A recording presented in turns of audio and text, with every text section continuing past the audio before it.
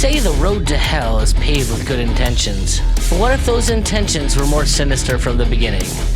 I'm Nicky P, a resident pop culture expert, here with utopian history expert Danny McCarthy.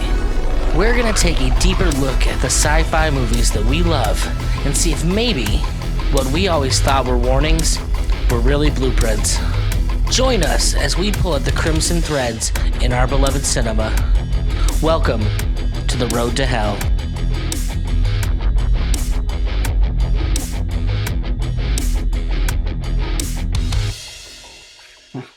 I'd buy that for $1. Exactly. Today we're talking about RoboCop on the Road to Hell Film Reviews podcast. I am Daniel McCarthy, and I'm joined as always by my friend and co-host Nicky P. How are you doing today? I'm doing wonderful. This comedy gold / amazing gore fest that we watched. I'm pretty excited about it. Yeah, I had been wanting to rewatch this movie, I don't know, pretty much all last year. I hadn't seen it since I was a kid, and I remembered somewhere in the back of my head, I just knew that this was something worth talking about and that it had some kind of important social commentary, but I didn't know what it was, and now I do. Well, it's Verhoeven, or I think is the guy's name, and all of his movies are very talk aboutable.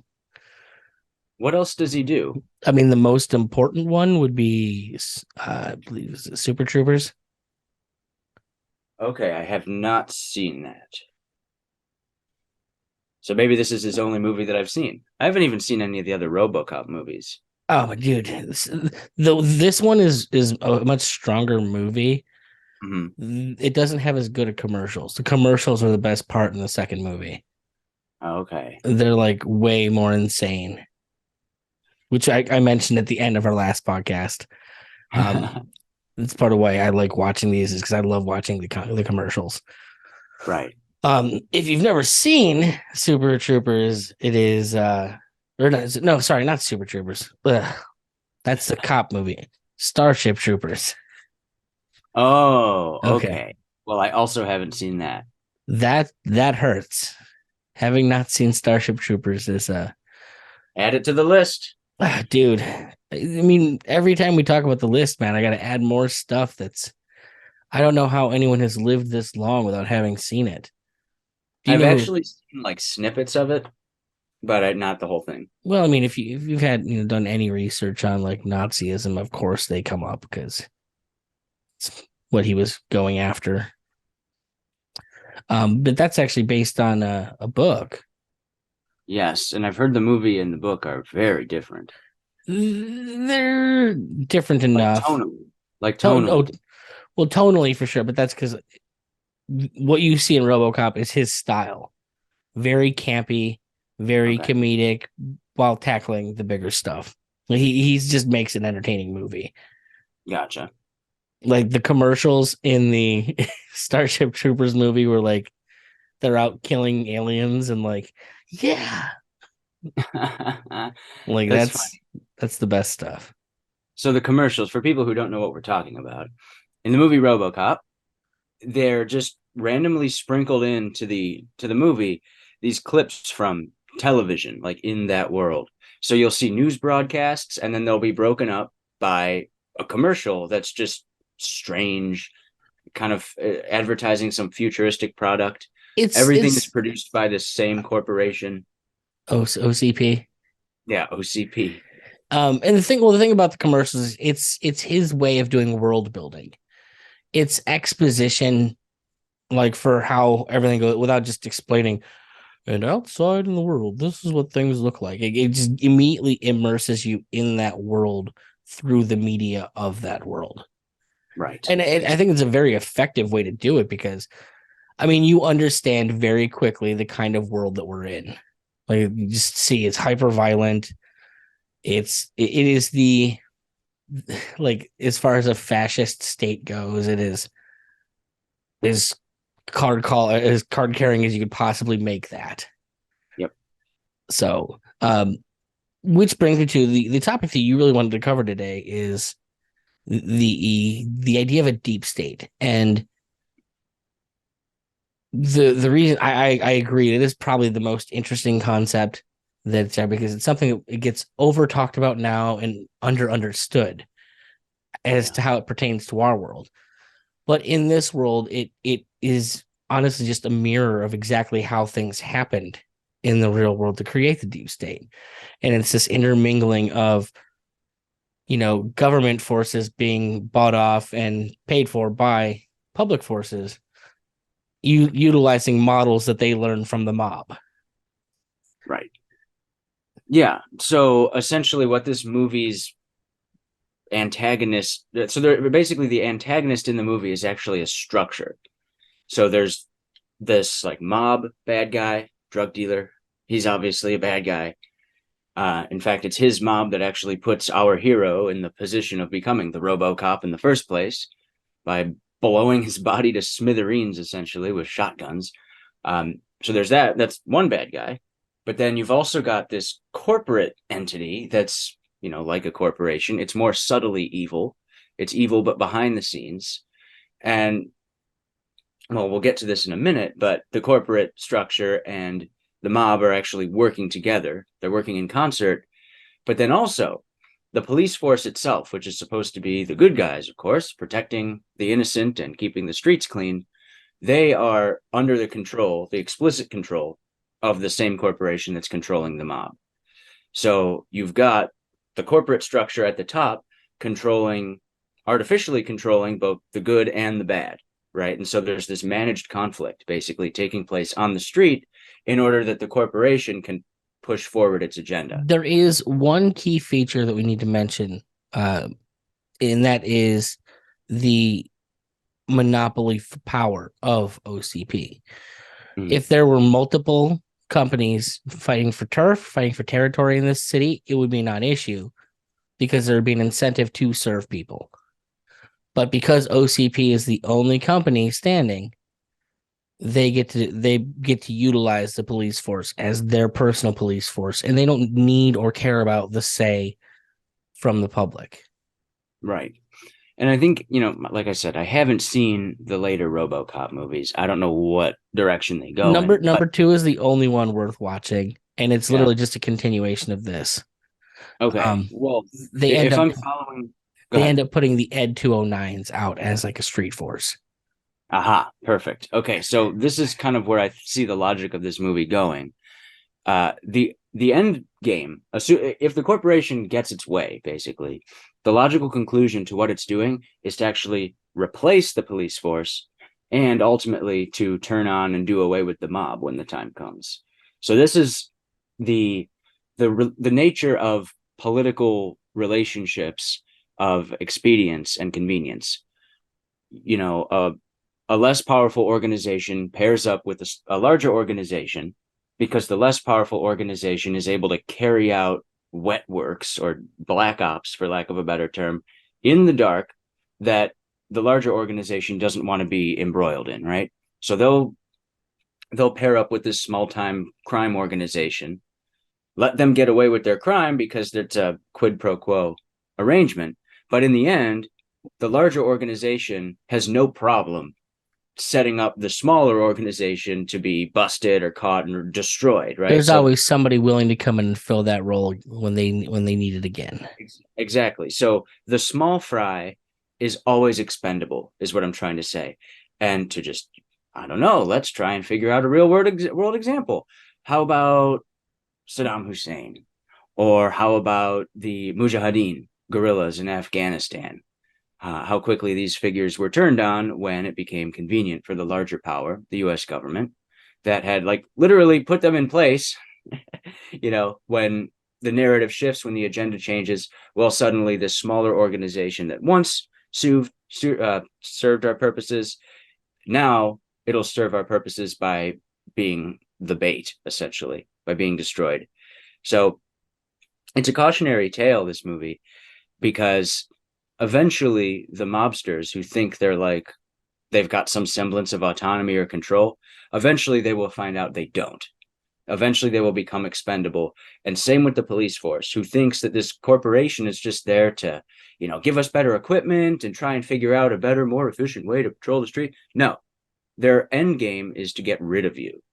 You're only a means to an end, and that's true for both the cops Well, and in particular, we could say in the police force, if you go out right now and you look at all the tools that exist to keep kind of police working for the federal police system, Mhm. through what do you call it,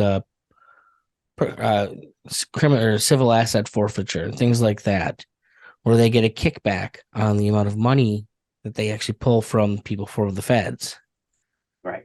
Hey, we've got all this surplus military equipment, but if you accept that, you got to go work for the the drug, cart. We work for us to keep drugs off the streets, and you have to police those things that we want you to police as priority.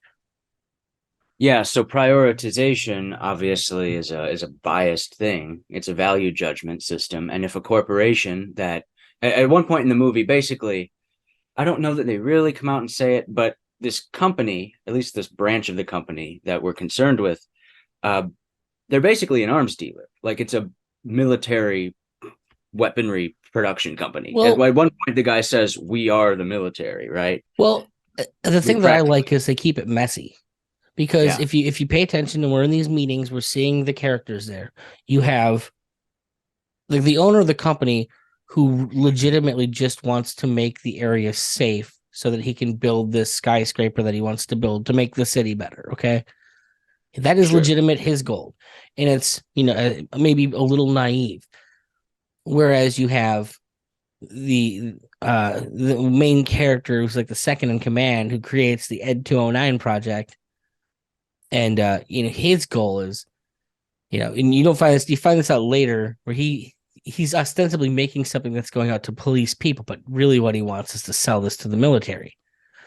And he brings out his project, the Ed 209, and it goes haywire, fails, not safe to put on the street because the owner, that's really what he cares about. And so this upstart says, well, hey, I got this other project that's going to be much safer, much easier to work with, which is the RoboCop project. Ultimately, as the story goes, the upstart's trying to give the owner what he wants, which is the best thing for the job. Whereas the second in command eventually kills that guy and goes, fuck you. This was about the money. You know how much money we were going to make selling this to the military? What do I care if it works or not? yeah. And that's, I think not by mistake, that's the scene where it's revealed that the mobster, the mob boss, who up until this point has just seemed like this almost like Joker type of character who's just a complete sadist and psycho, that's the point. You find out, oh shit, he's working with the second in command at the corporation when they kill the guy that started the RoboCop program. I have And to it also ask should be, how yeah, go much ahead. Go ahead. how much fun is it the fact that Red Foreman is the main villain in the movie? I know. That gets me. That got me when I was a kid, and it gets me now. The He only does a the good job too. He's a oh, really good. he's a great actor. The only one that I think hits me weirder than that one is the dad from Boy Meets World in American Mm, History X. you're not gonna like this, but I haven't seen either of those things. Boy Meets World would make sense. You're a little young for that one. But like his dad in the movie was kind of like supposed to be the all American dad, Okay. and he's kind of portraying that in American History X. But he's also portraying that as like a fireman who is dealing with affirmative action and kind of racist. And he's Right. watching his white firefighters lose out to black firefighters. And that's kind of where the racism creeps into the main characters' lives. But the Uh, idea, like to people of the generation that I'm from who watched that movie, that character was put in there blatantly to screw with you and make you feel uncomfortable yeah. because you're used to seeing him as the American dad. Like Wow. he's the quintessential like everybody's favorite dad, the Yeah. dad you wish you had. And the scene that this dark racist streak through him really hits you in the heart. Now, granted, that '70s show came out way after RoboCop, and that was not Yeah. a thing. But it has the same effect on us emotionally. They just didn't know that they were doing that. It is kind of a surprise to see him in this like really, really dark role. Because the guy, like I said, he's kind of a Joker character. He's just a complete sadist. Is wild. Like he enjoys torturing people and blowing people up, Well, and and that's he's wild. Verhoeven in general. Like Yeah. all of those characters are all lunatics. Like Mhm. they're like little cats playing with mice when they're playing with these guys. But what we They're find all out, having fun. I love this movie because it's archetypal, I think, in a way. So when we're introduced to this mob boss, you see him as this wild man. And you're like, there's no way this guy is controlled by anybody because he's just a wild card. You know, he just does what he wants, whatever. He's motivated by his own narrow aims. You know, that's what he does. He just whatever he wants. But then you find out that actually that kind of guy is on a leash. And you could look at him as almost a proxy for some apparently autonomous tin pot dictator somewhere else. You know, you hear about a Saddam or, you know, some small time South American or Central American dictator who's just a lunatic. And you're like, oh my God, this guy's out of control. But in reality, a lot of the time, those guys are actually kind of the front men for a larger but more secretive corporate interest behind the scenes. And I just love the way this movie sets that up because you reveal the director reveals the relationship between the business and the mob only when it's the business interest that's being threatened or challenged. So the upstart guy who comes up with the RoboCop program, who is trying to please the old man, I don't think the upstart guy has any like he doesn't care about justice or anything. He just wants to kind of climb the corporate ladder. Yeah, He's a he's an amoral actor. He's a piece of shit. exactly. But he's still doing the thing that would further the interest of the more or less naive, benevolent corporate leader. He represents how in a perfect capitalist system things should function, where he doesn't care whether or not all he cares about is that it makes something that'll sell. He's the And intrepid entrepreneur. yes, The CEO is like the ideal of America. And the second in command is the military industrial complex. Like that's what these yes. characters are, you They're know? they're they're undermining what the market wants to sell what they want. Yeah. So then when the upstart guy is cornered, the mob boss comes in, reveals that he's working for the second in command, the military industrial complex character, and kills him. Okay.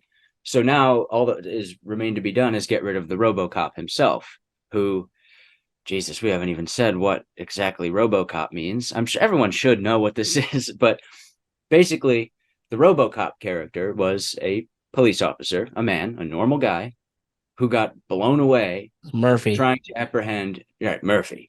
He got blown away trying to apprehend the mob boss and his crew. And I mean, they just like blew his hands off with shotguns and shot him in the head. It's really bizarre. Well, Very bizarre. it's meant to be a comedic scene. That's what the thing is. It's designed to be super over the top. Like that's Verhoeven's thing. Like hyper Well, so violence then, for the sake of comedy. right. Yeah, it was ridiculous. Like they're just blasting him with shotguns over and over and over again. The guy should be dead, but instead he's just on his knees screaming the entire time. It's crazy. Yeah. But then they finally shoot him in the head and blah blah blah. He's dead. But they take him back to the hospital, and the upstart guy who has this RoboCop program in his mind, they actually apply it and they turn him into a police cyborg. They wipe his memory and all that. We'll have more to say about that here soon, but they wipe his memory, turn him into the perfect police officer, and let him loose on the streets. And at first, you know, he's just cleaning up. He's great. No one can get away from him. He's not murdering innocent people or anything. He's doing what he's supposed to do. Well, and he's infallible, and that like Yeah. those shots that you get human error and like, oh my god, you got the hostage situation, the guy's behind the girl. Well, he's a good enough shot because he's a machine that he never misses. And so he Yes. takes the shot between her legs and shoots the guy's dick off, Yes, I enjoyed that. which a human being would never ever do for the risk of hitting the person. Right. But they're making it seem as if, well, the robot would never miss. So, like, you know, he gets to be, he's a super cop, more of circumstance than anything else, surprisingly. Absolutely. Right. So this is deemed, I mean, and obviously it is a success. At first, the program's a success. And so the guy who came up with the program is bragging about how crime is going to be gone in like 40 days or so. I think it was him who made that proclamation in one of the TV announcements. But whoever it was, like, there was a lot of optimism behind this RoboCop thing, this program. But then things kind of take a turn, don't they, with the RoboCop? Well, I guess it depends on perspective. Part of the RoboCop is that they used a biological base for the RoboCop. They used an actual cop. Now, this is kind of silly in that if they wipe his memory, he's not going to remember being a cop, and that's part of what they wanted to keep was his cop knowledge. Right. But if you wipe his memory, then they lose it anyway. So I don't get what they were going for in that respect. Either way, they don't get everything. There's like residue of his memories. And what ends up happening is he gets triggered by a criminal that he runs into. And that triggering basically brings back the memories of his death. And so he goes on a warpath. Now, mind you, he's still doing what he's supposed to be doing. He's kind of in more of a detective role than a street cop role at this part because he's now hunting down the people that killed him. Yeah, but when you say warpath, like, just to be clear for everybody, this is not the robot gone haywire story where he just starts butchering people indiscriminately. He's still very much acting according to his like good cop programming. So he's specifically seeking out these individuals and not like harming anybody else, not destroying anything else. He's just very effectively trying to get to the top of this mob structure that we described. And he follows that structure all the way to the top. Yep. And who's the top of that structure? The corporation that built him. He's second in command. Yep. And this is where he learns as he's trying to kill the big criminal at the top that he can't do it. Yeah. And why can't he do it?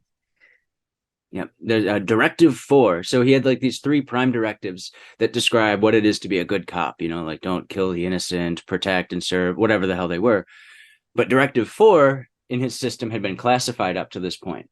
When he tries to arrest the second in command of the corporation after he discovers, you know, how corrupt this guy is, it's basically revealed that Directive 4 is if you ever try to arrest an officer of this corporation, you'll turn off. Which is weird because then he doesn't turn off. Like they could have just said, you can't do it, but whatever. He's not able to arrest this guy. And then he's attacked by the non-human ED-209, which is just a gigantic walking battle tank. If you're familiar with Metal Gear, you'll and it's stop see where motion. Kojima got his. You'll see where Kojima got his influence for the appearance of the Metal Gear. But so then they have a big robot war, and it's great. But yeah, Directive 4 he defeats the Ed 209 because his mortal enemy stairs. Exactly. The robot can't go downstairs, which I love. Well, but that's that represents something to me that's super important, which is when you stop trying to serve market functions and just serve your own functions, you're going to create a subpar product. Yeah, because you're not looking to make anything like. You have a very narrow vision for what this product is because you're not trying to meet a need. Mm-hmm. You know, why would you have thought something that has to go up and down stairs? You were just going to plant this in front of buildings and have it shoot anyone who came there that wasn't supposed to be there. Yeah, well, and it's also entirely realistic because, you know, we've seen these Boston Dynamics robots and stuff, and it took them a long time to actually be able to go up and down stairs. Like, that was a serious issue for them. They're a little too good at it for my taste these days. But oh, absolutely. But back then, you know, not that many years ago, stairs were actually an issue for these robots. And that's just the sort of thing that they would miss. And I love it in this movie because it's also sort of like deflating the balloon slowly, like this anticlimactic defeat almost seems more realistic when we're dealing with this intense, over-the-top, dramatic combat situation. Because you're watching this movie and these 2 robots are fighting, and you're like, how could this get any more dramatic? And how does the fight conclude? The thing can't go up and down stairs, but of course, RoboCop, being partly man, can. And it's like that just seems perfect. There's no better way to do that. Yeah. But the thing is just kind of groping for the ground because it just tries to go down the stairs. It just can't. It's hilarious. So, at this point you reach where he's tried to kill us. So the guy, he's outed himself to the criminal and no, he can't do anything about it. So a burn notice is put out for RoboCop, essentially. Mm-hmm. And who's put on that job of actually killing him? It's the mob. The second in command is like, all right. Well, it's the mob and the police. Yeah. Oh, I'm sorry. They sick everybody on him. Yeah. Yeah. Because by this point, how does the movie? Okay. Well, I guess which is interesting because ultimately the mob and the police serve the same function to the corporation. Right. They just kind of serve it in different ways. The final showdown occurs after he deals with the mob, if I'm remembering correctly. So, because he deals with the mob boss first and then makes his way to the corporation. But yeah, okay, he deals with them twice. I'm getting confused in my head, but now I remember how it goes. The ending of the whole thing essentially is that he's managed to get away, and then they send the mob after him. He escapes the mob, eventually works his way back to the corporate building. Now it's business hours and stuff. So he goes to the actual boss, like the owner of the company, and explains what happens. And it gives us our favorite. It gives you the moment that you want. Your perfect your perfect catharsis where he goes, tells the second in command you're fired. At which point RoboCop goes, "Thank you," and then shoots the dude out a window. Right, because he's not an officer of the corporation anymore. Exactly. It's great. And I love the effect of the guy falling from the window. His arms are absurdly long for some reason. It's great special effects. Yeah. So funny. But yeah, so in the end, justice is served. They do the thing where, the head of the corporation, I think, is like, "What's your name, son?" And he says, Murphy. He gives his human name, and then the movie just ends. Yeah. It's cute. It's very cute. Well, and that's one of the other elements of this movie, is because you obviously we start wading into transhuman territory. Yeah. And that's, as you've gathered, you should be putting something together. The 80s and 90s was all about transhumanism. Mm-hmm. I think that's the only thing anyone cared about, science fiction. And it's interesting how, I guess, transhumanism has manifested in the 2000s. Yeah. Yeah. It's different now. It used to be more like people actually becoming these robotic things, whereas now it seems more, at least for me, I see more of a focus on the actual digital presence of the human mind. Like people spreading their consciousness out across various machines. That's practically how we're living as transhumans every day. And I think that's actually part of the sale, because you try selling 90s people, hey, there's going to be this alternate world where we can go to and like become different. That's not going to be near as cool as, hey, how would you like to be able to jump 10 stories in the air? Right. So like you pitch the idea of transhuman being, transhumanism, what technology can offer, being, this grand thing. And what it actually ends up being is more of this like thoughtful thing. And if you go back to like all the people, like from the the whole transhumanism movement, and look back at the guys that were writing in the 80s and 90s, they always knew what they wanted. Like they were always going for the singularity, like us all becoming robotic consciousnesses. With the getting there was, and getting everyone on board, I think was more of a sales technique, because human beings can think of, as I put it, mutant league football. God, I wish mutant league football was how we did football. Why? Well, why am I not getting my roided out freaking robots? And also, there's like an ethical justification baked into that, which is, better prostheses for people who are amputees or veterans or whatever. So it's really easy to wrap your mind around why we would want to develop actual like robot bodies, organ replacements, whatever. It's easy to see why that would be the first place that people go. But I think that, that's like overt and obvious transhumanism. Like the man becomes a robot. Fine. But right now, Not that that has gone away. I think that's still very much a part of the transhuman conversation and phenomenon. And I don't think we're much out of the woods there. I mean, we still have Elon on the scene with his goddamn brain chip and whatnot. But I think that right now, the practical reality that we're living in is transhumanism taking the form of you spreading your consciousness amongst various cybernetic machines, and then all of those machines integrating via the cloud and creating almost a record of your consciousness in a virtual world. And then you interface with that on a, depending on how often you use your phone and computer, you interface with that pseudo consciousness or doppelganger of yourself, every minute, every hour. There's that new show, Upload, I think it's called, Okay. on Prime. And the base of the show is that, like, you at some point you upload yourself into the cloud. Yeah. And I think to the idea, I guess maybe the way they would sell this would be eventually we can have a heaven where everyone who ever lived is in this cloud. They're imprinted, and then you never lose the human mind of anyone. And so we could have an infinite number of human beings problem solving infinitely. Yeah. Without the need for wasting resources, I guess is what you would say. Now, that's not taking into account what the electricity to run all of these crazy quantum computers would require. Right. Also, ignoring the fact that is that thing ever truly human, or is it just electronic impulses in a program that someone wrote to feel human? Right. So I would say, first of all, people proclaim that one day we'll be able to upload our consciousness. One day, one day, one day. I'm like, what do you mean one day? You've been doing it every day for the past, when did the iPhone come out? We've been doing that. It's a gradual process. It's not like suddenly this is a thing that's available and you do it in one take. We've been training this AI and the collection of cybernetic machines that take up our lives and make up our lives.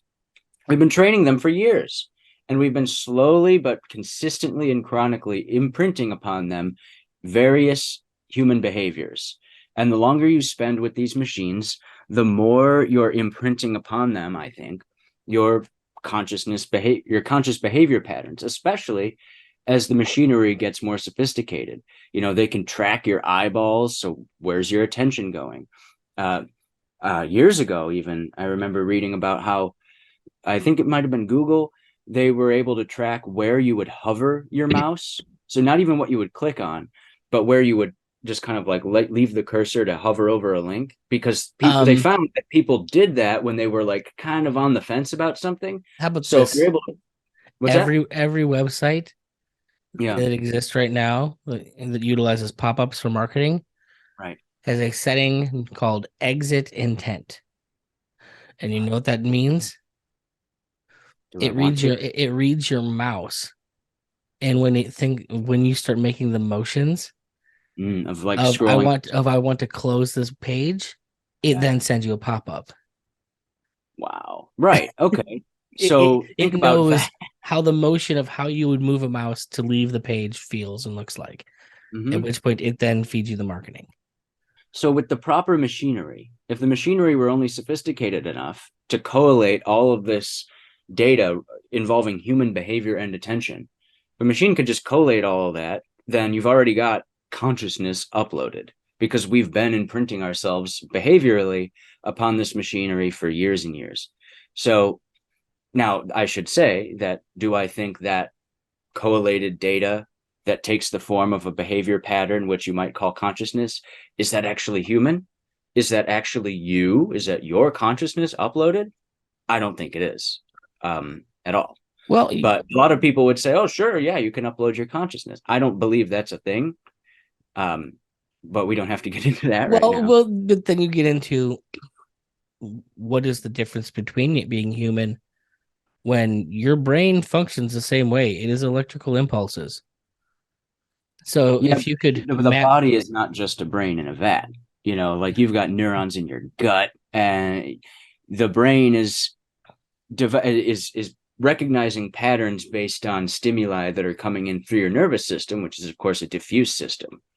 I don't think people like to compare the brain to a computer, but I don't think that's an adequate picture of the human body. The human experience is the body, like the whole body is our sensory apparatus, and that is what is actually making our experience. Well, if you were theoretically able, I think, to remove my consciousness, whatever that means, from my brain and put it on a hard drive, it would cease to be human, because the human experience is lived through the body. I would then be a different kind of being. I'd probably lose my mind and be feeling very claustrophobic. Well, it's something that I'm sure you've read the studies on the military trackers, Sure. the Native American studies that they did, Mm-hmm. and then they tested their tracking ability before and after they cut their hair off, and there was Yes. a non-negligible difference. Absolutely. And so there are a lot of people that believe like your hair itself is actually part of your functioning nervous system, because basically it extends out into the world your ability to touch things. Right. Like So I can tie that to RoboCop very easily, because I think that it's a fallacy and a mistake that comes out of our materialist and mechanistic perception of life and culture, that wants to see pretty much every part of the human body as allegorically the same as a certain type of machine. So the brain is a computer, the heart is a pump, this sort of stuff. And, we could talk about where that comes from another time, perhaps. But I think that that's a fundamental error, because it segments the body and the human experience into parts that are in and of themselves isolated. Whereas I think it makes a lot more sense to describe the human body and experience as a collection, a holistic collection of various parts, but no part in and of itself is an adequate picture of the whole. So the brain is not the seat of consciousness. The entire body is the seat of consciousness. The brain is just a part of it. So, we talk about the Indians with their hair, and that being a part of how they're able to interact with the world. I think that's a very important lesson that our modern scientific materialist culture would probably scoff at, or at the very least try to explain away as a phenomenon having to do with, static electricity or something. But in the movie RoboCop, as like you said, they wipe his memory, and yet somehow some of the humanity seeps through. And how I interpreted that was not so much that like they missed something in his brain when they were wiping it. The way I interpreted that was the very fact that they left any biological material there at all. There's somewhere in that biological material imprinted the human memory. It doesn't even have to do with the brain per se.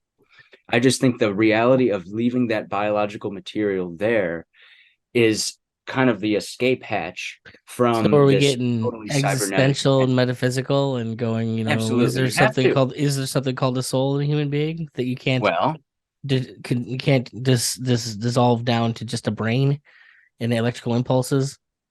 have you ever? There are studies that have been done. A good book to read on this is The Holographic Universe.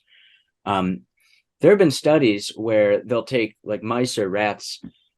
I think it was rats, but whatever, and remove the centers of the brain that have been associated traditionally with memory, okay, and like problem solving, and they'll just take them out, and then sew the things head back up and put it back in a maze that it used to know, with the memory centers gone. And guess what?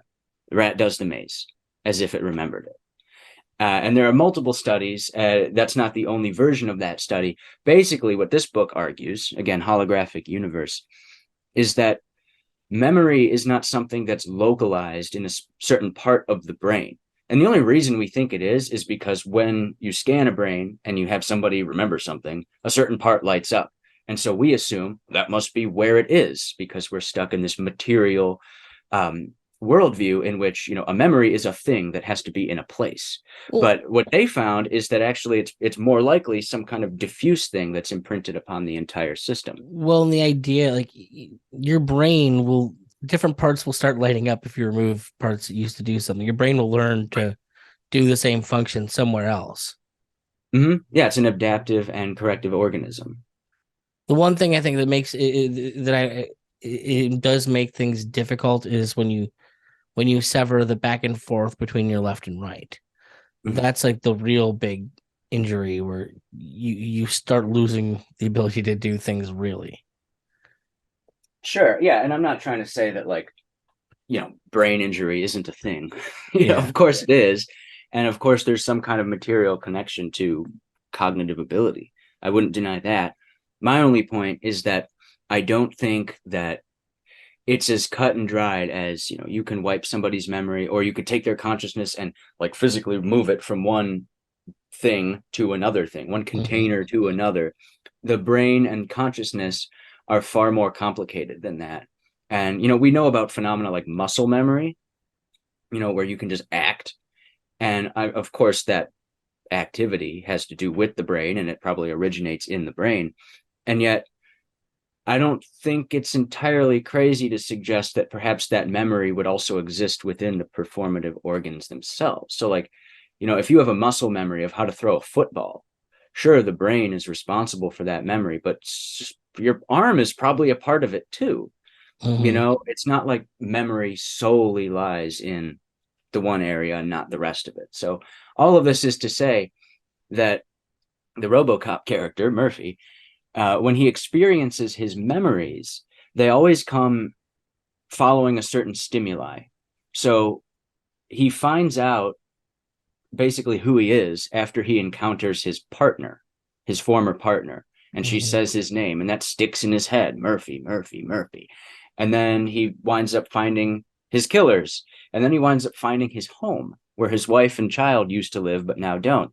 And then when he goes to his house and he walks through the rooms, that's when he starts getting these like strong flashbacks. It's associated with the place, right? There's a stimuli that occurs and that's what brings the memory back. So, maybe I'm trying to make too much of this silly movie, but I think that it actually is a good metaphor for maybe the intrinsic failures of transhumanism that so long as there is humanity, so long as there's a biological entity, the utopian vision of being able to turn a human being into a grand cybernetic organism, there's always going to be like that point of failure. Does that make any sense? Like you can't ever completely turn the human being into something that's perfectly mechanistic. Mhm. Well, I'm glad you actually brought up a book. That was one thing I did. I wanted to make sure that we're still doing because so much of this for me is for you to introduce people to more of the history and the background that they wouldn't have been exposed to. I'm curious if there's any other books that you have that really triggered an association with the content that this movie had. Yeah. So, well, one of them is called The Age of Spiritual Machines. That's by Ray Kurzweil. Everyone should know him. He's the singularity guy. The Age of Spiritual It's also Machines the was cross-dressing guy, but oh, right, the virtual trans guy. His For people who don't know, he came up with like a virtual avatar years ago, and he was like, yeah, it's a lady. I forget what he named it, but it was like a woman, like in the virtual world. This is pre-metaverse, but of course I'm gonna in have the tits. Why right, would I like not? he identifies as a woman in the virtual world, which is interesting. But he wrote a book called The Age of Spiritual Machines in 1999. He says a lot in that book. Like it's definitely worth a read if you're concerned with this kind of stuff. But one of the things he says is that in the future, right about now, your relationship with your computers, and this would mean smartphones and stuff too, your relationship with them will be so constant and so complete that we'll reach a point where no human being could ever even hope to know you as well as your computer knows you. The knowledge of yourself can only be perfectly transferred to this computer because you're interacting with it on every level of interaction. if that makes sense. So from the most mundane activity all the way to the most grandiose activity, you're filtering everything you do through this computer. So it's going to know you on every level. And so what he says is that basically we're going to come to a point where human beings will no longer be able to experience love for one another. The only thing you'll ever be able to actually feel love toward is your computer. So that's interesting. Another book that came to mind is, well, of course, go back to basics, The Human Use of Human Beings. Everybody should read this book. It was written in 1950 by Norbert Wiener, who is the guy who coined the term cybernetics. And that's just a book all about how cybernetic theory applies to human society. For people who aren't familiar with that, you could also listen to my episode 20 of the Story of Nowhere podcast. I talk about Norbert Wiener and kind of introduce cybernetic theory in that Doomsday Device episode. And another book I should mention is called The Rise of the Machines by Thomas Rid, which is just a history kind of cybernetics and robotics from World War I, basically up until now, so maybe like 2010. So that's a really good history. But funnily enough, in fact, we're going to do a video episode of this, right? See if I have a copy of that.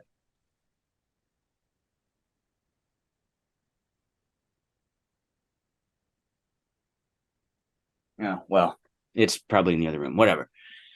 It's interesting because during Vietnam, I want to say probably into the 70s, but maybe even as early as the very late 60s, the U.S. military actually was developing quadrupedal and bipedal walking battle tanks. And there are pictures of them in this book. You could look them up.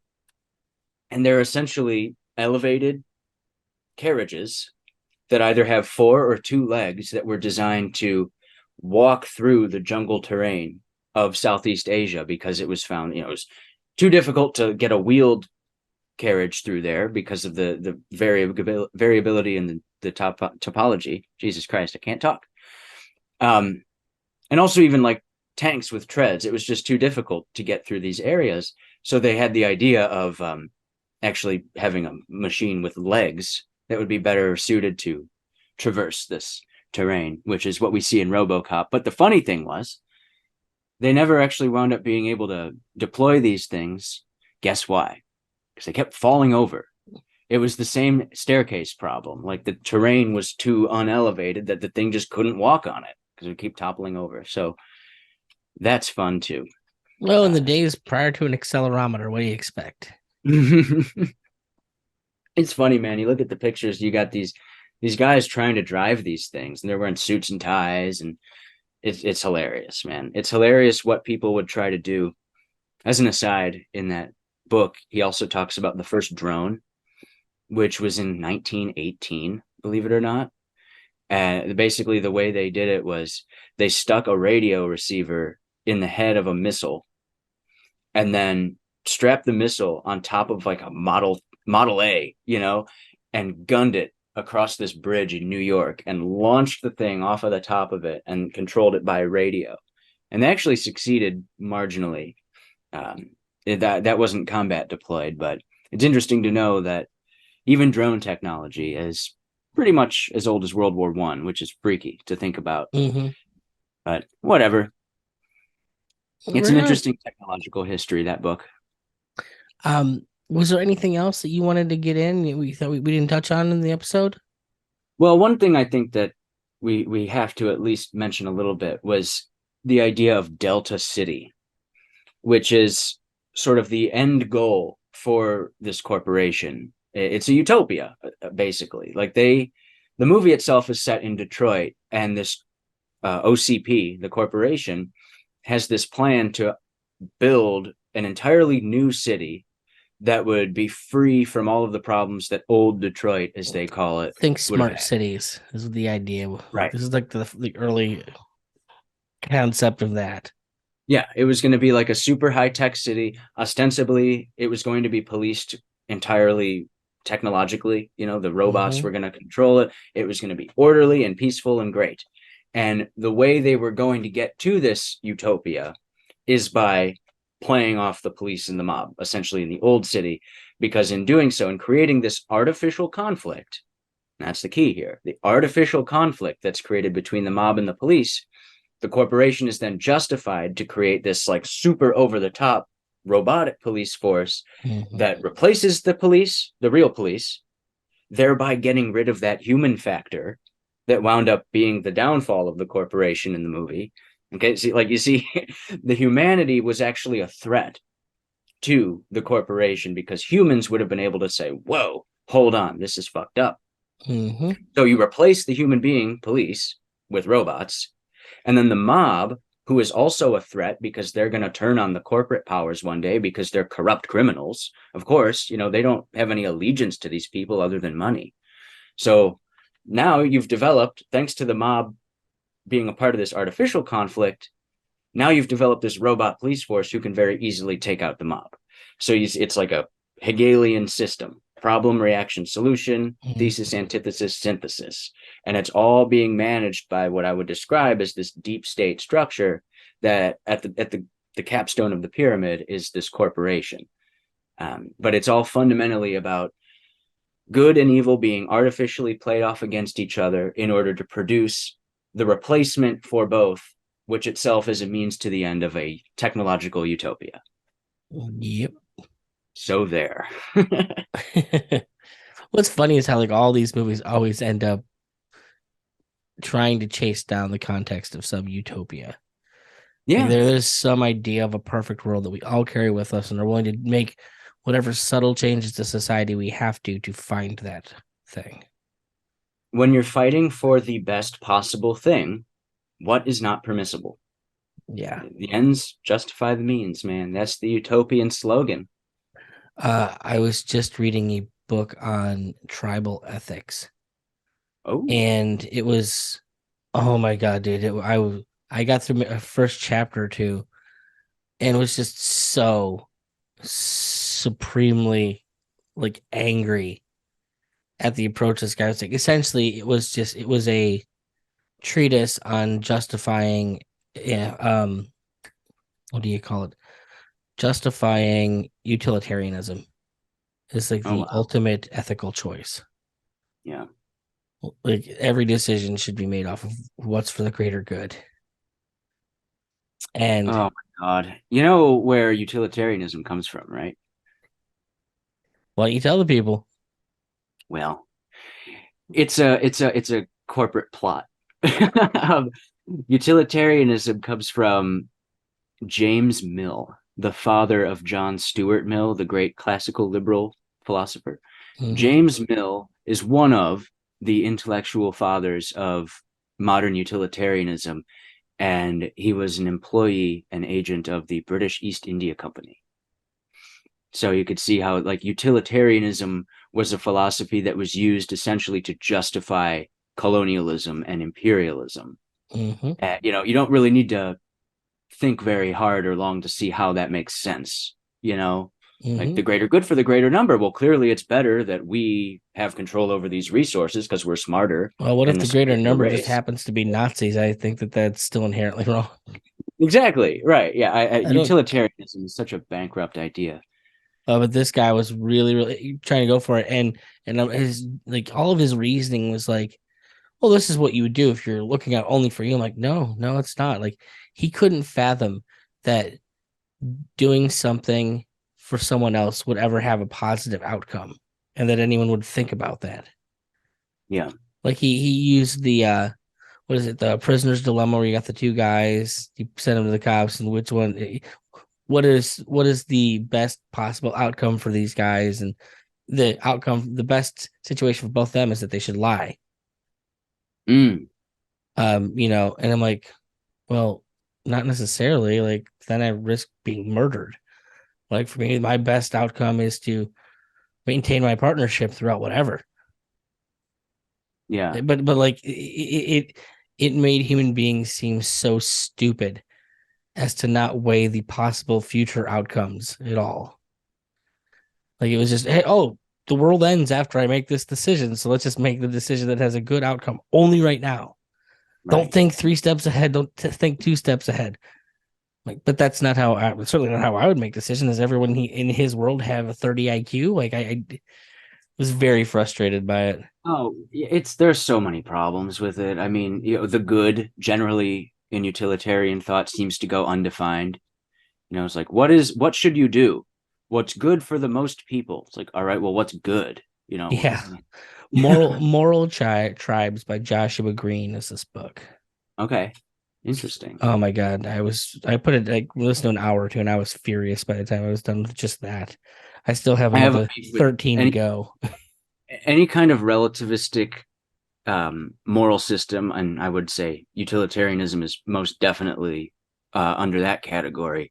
Basically, if you really just boil it down, amounts to might makes right, Yep. justice is the will of the stronger. If there is no objective moral standard on which we can agree, the only logical conclusion is that we have to kill each other. And Yes. whoever wins is right. That's Well, I all just you're. gotta That's what utilitarian leads look. to. I just gotta kill enough of you so that there's more of us than you. In which case, what we say is right. Greater good. Yeah. Exactly. Yeah, Um. it's I terrible. I picked up a book called Moral Tribes and was not expecting a justification of utilitarianism. Yeah, Let's put it that way. All right. Well, thank you so Let's much. tell them what we're doing next. We have decided that in the next movie we're going to be looking at, this one seems topical to me. It's definitely in the zeitgeist of human consciousness. We're going to be covering Children of Men next. Children of Men. So So check that out. first Monday of March, that one will come out. You folks go out, tell people about us. I'd like to have more. I'd like to have more interaction with the audience. So go out there, tell people, send us messages if you want to at you know the Road to Hell film review Road to Hell film reviews at nickmccone.com. Yeah, Uh, please do. but the And check out most Story of Nowhere podcast too. Yeah, no, absolutely. I was actually going to ask you if any of those books that you had were in your library that you're selling. No, those are Too all new? in copyright. Yeah, yeah. Okay. Well, there's plenty of the stuff that I'm sure led up to that kind of thinking in there if you're interested, folks. What's the URL for that? Yeah, storyofnowhere.com/library is where people can find the small catalog of books that I'm currently publishing and printing and selling myself. That catalog will be increasing soon, but for right now, it'd be great if you could go over there and maybe pick something up. That's how you can fund my operation. And of course, buy my book too if you're really feeling crazy. Uh, The most and check important out the thing podcast. for all of you folks is to keep one eye over your shoulder and the other on the screen. So take it easy. Hell yeah. See ya.